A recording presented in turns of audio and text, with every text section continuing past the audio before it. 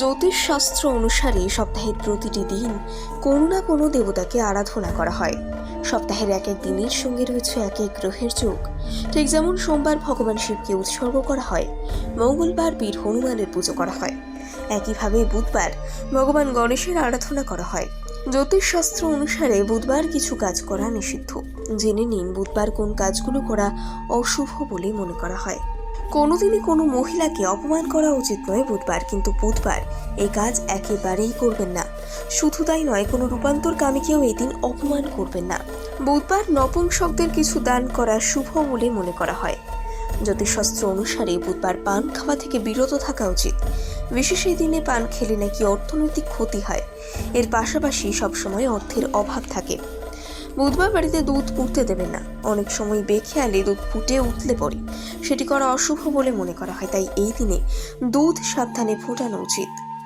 ধর্মীয় বিশ্বাস অনুসারে বুধবার টাকা ধার দেওয়া থেকে বিরত থাকা উচিত। বুধবার টাকা ধার দেওয়া আর্থিক সমস্যা আগমন ঘটায়। বুধবার নতুন জুতো বা জামা কাপড় কিনা অশুভ বলে মনে করা হয়। এছাড়াও এমনটা করলে ক্ষতি হতে পারে। এছাড়া চুলে প্রসাধনী বা চুলে ব্যবহারের কোনো জিনিসপত্র কেনা উচিত নয়।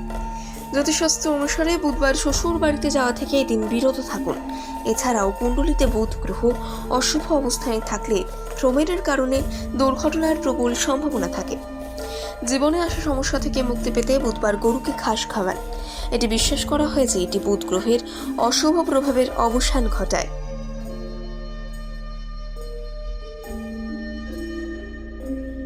জ্যোতিষ শাস্ত্র অনুসারে সপ্তাহের প্রতিটি দিন কোনো না কোনো দেবতাকে আরাধনা করা হয়।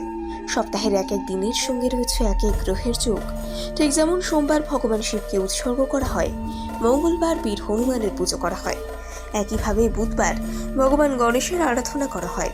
জ্যোতিষশাস্ত্র অনুসারে বুধবার কিছু কাজ করা নিষিদ্ধ। জেনে নিন বুধবার কোন কাজগুলো করা অশুভ বলে মনে করা হয়।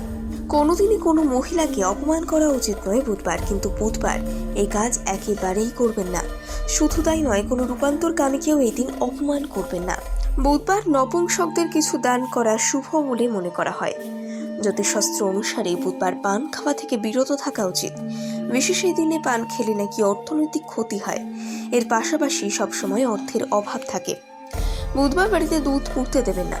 অনেক সময় বেখেয়ালে দুধ ফুটে উঠলে পড়ে সেটি করা অশুভ বলে মনে করা হয়, তাই এই দিনে দুধ সাবধানে ফোটানো উচিত। ধর্মীয় বিশ্বাস অনুসারে বুধবার টাকা ধার দেওয়া থেকে বিরত থাকা উচিত।